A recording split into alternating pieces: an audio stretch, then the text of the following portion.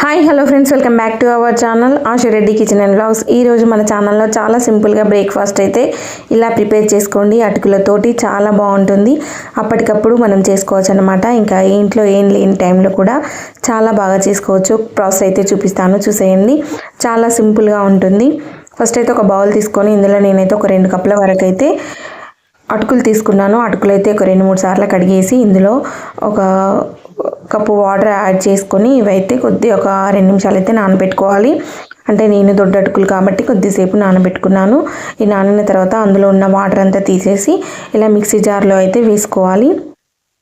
అటుకులన్నీ కూడా మిక్సీ జార్లో వేసుకున్న తర్వాత అదే కప్పుతో 1 కప్పు వరకు నేను మైదా పిండి అయితే వాడుతున్నాను.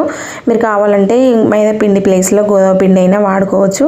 నేనైతే 1 కప్పు మైదా పిండి వేసేసి అదే కప్పుతో పెరుగు కూడా వేసి ఇందులో కొంచెం వాటర్ యాడ్ చేసుకొని ఇదంతా కూడా మిక్సీ పట్టుకోవాలి. కొంచెం బరుకుగా ఉంటే సరిపోతుంది, మరీ మెత్తగా అవసరం లేదు. మనకు అటుకులు తెలియాలన్నమాట. అటుకుల్లాగా ఉంటేనే బాగుంటుంది.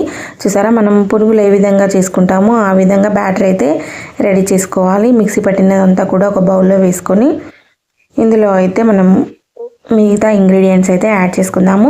ఇదంతా కూడా బౌల్లో వేసుకొని ఒకసారి అంతా కలిసే విధంగా కలుపుకొని ఇట్లా మెత్తగా నలుపుతూ కలుపుకోవాలన్నమాట.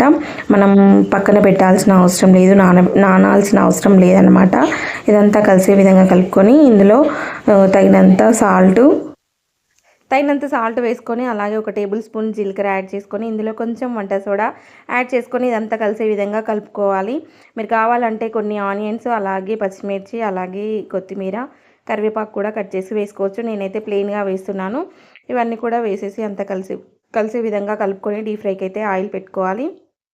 చూసారా, డీప్ ఫ్రైకి ఆయిల్ పెట్టేసుకొని ఆయిల్ మంచిగా హీట్ అయిన తర్వాత మనం చిన్న చిన్న పునుగుల్లాగా అన్నీ కూడా వేసుకోవాలి. మనకు ఆయిల్లో ఎన్ని పడతాయో అన్నీ వేసుకొని ఇవన్నీ కూడా మంచి కలర్ వచ్చేంత వరకు అయితే ఫ్రై చేసుకోవాలి.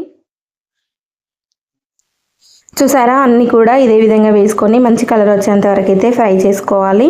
అటు ఇటు కలర్ వచ్చేంత వరకు ఫ్రై చేసుకొని సర్వింగ్ బౌల్లో సర్వ్ చేసుకోవడమే. చాలా సింపుల్గా ఉంటాయి, టేస్ట్ కూడా చాలా బాగుంటాయి. చూసారా, ఇదే విధంగా మిగతావన్నీ కూడా ఇదే విధంగా వేసుకోవాలి.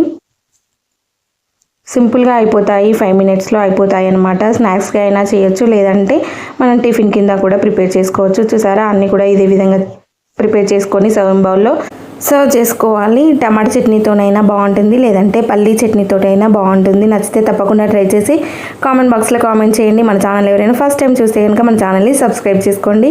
ఇలాంటి మంచి వీడియోస్ అయితే చాలా వస్తుంటాయి. నచ్చితే కనుక తప్పకుండా లైక్ చేయండి.